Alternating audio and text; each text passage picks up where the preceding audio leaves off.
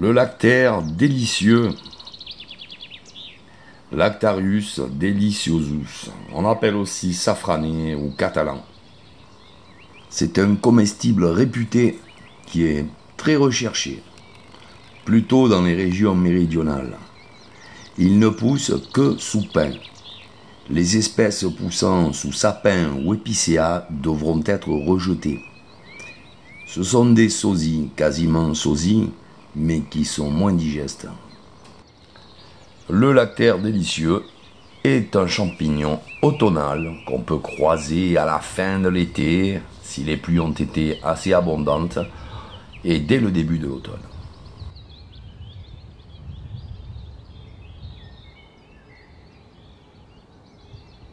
L'Apésis vénée, un champignon génétiquement très proche de la morille, d'ailleurs son goût s'en rapproche. L'Apésis vénée est considéré comme un bon comestible.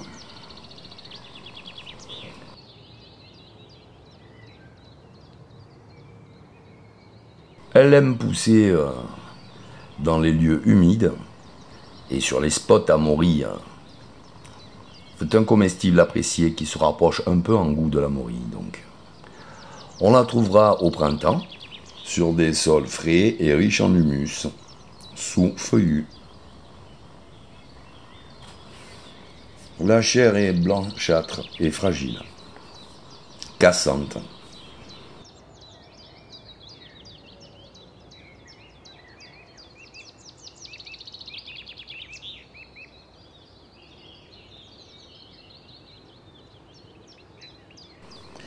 Elle a une odeur forte de javel, ce qui permet de conforter l'identification quand vous croiserez cette pésise. Cette odeur de javel disparaît à la cuisson, évidemment. C'est un champignon que l'on consomme bien sûr cuit et pas cru. L'Apésis vénée. Le lacaire affiné ou Lacaria affine est un champignon du même genre que le Laccaire améthyste, très connu, très populaire. C'est un comestible moyen dont on ne consomme que le chapeau. On rejette le pied qui est bien trop coriace. C'est un champignon qu'on trouvera à l'automne et en début d'hiver, sous feuillus ou sous conifères, mais dans des endroits toujours assez humides et frais.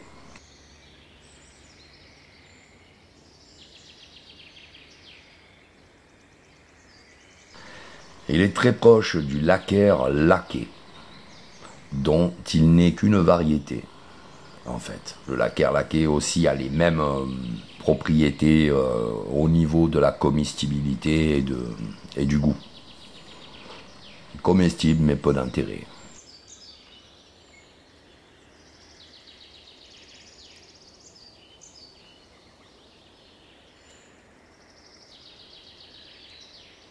Voilà les lames qui peuvent être nervurées.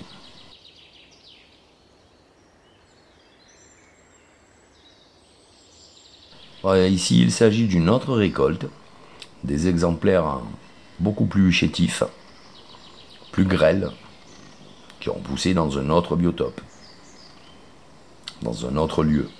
Le biotope est toujours feuillu ou conifère et humide.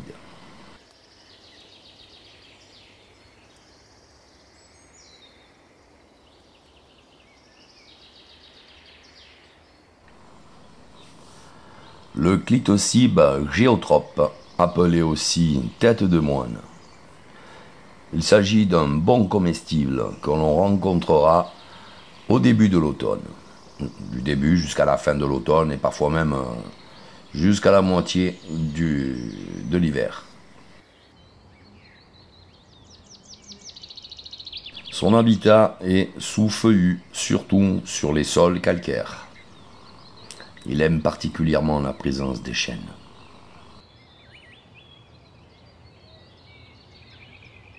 C'est un champignon qui peut devenir très gros et dont le chapeau peut faire jusqu'à 20 cm de diamètre, des fois plus. Il est caractérisé par un tout petit mamelon au centre, Même lorsqu'il est âgé, ce mamelon reste assez visible.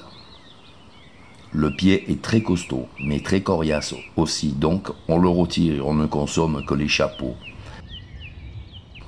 qui, vu leur grosseur, peuvent vite remplir un panier, le panier des chercheurs de champignons.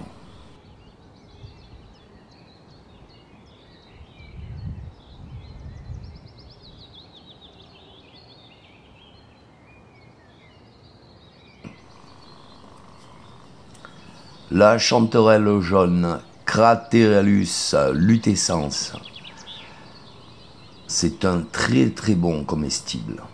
Dans les sauces à la crème, c'est un régal. Pour moi, à mon avis, meilleur encore que la girole. Elle se confond avec une autre espèce de chanterelle, la chanterelle en tube.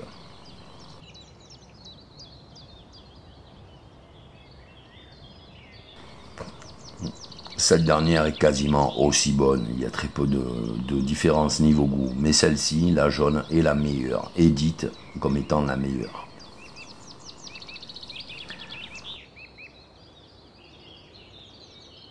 Donc, notre chanterelle jaune poussera dans les bois de conifères. Elle aime beaucoup la présence de certains pins, tandis que la variété en tube préfère la présence des chênes.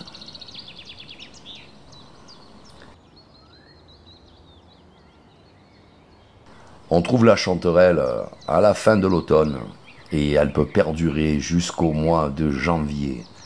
Parfois même début février, on peut encore trouver des chanterelles jaunes.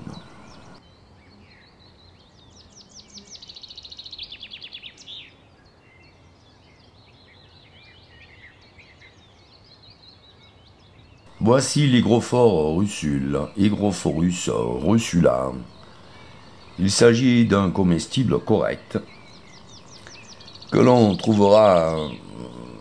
commencera à trouver au milieu de l'automne. Son habitat est principalement sous-feuillu.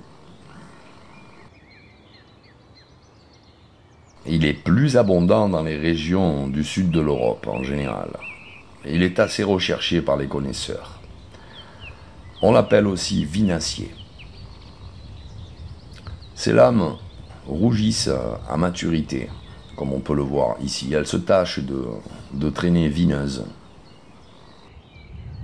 La chair reste bien blanche par contre, généralement, sauf à une maturité un peu trop avancée.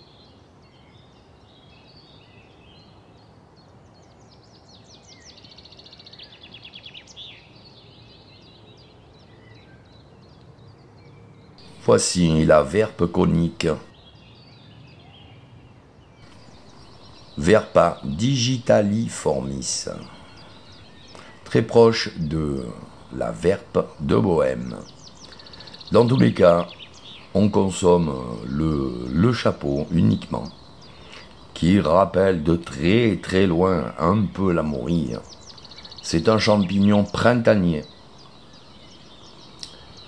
qui pousse légèrement avant les morilles.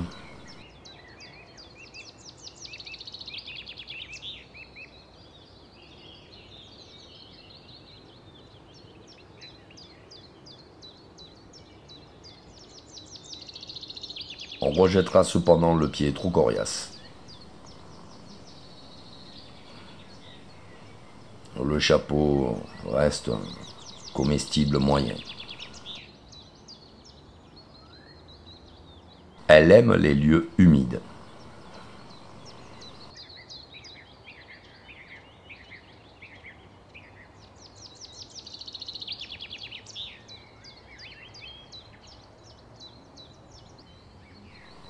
Voilà les amis, je vous dis à très bientôt pour une prochaine série de champignons comestibles à découvrir.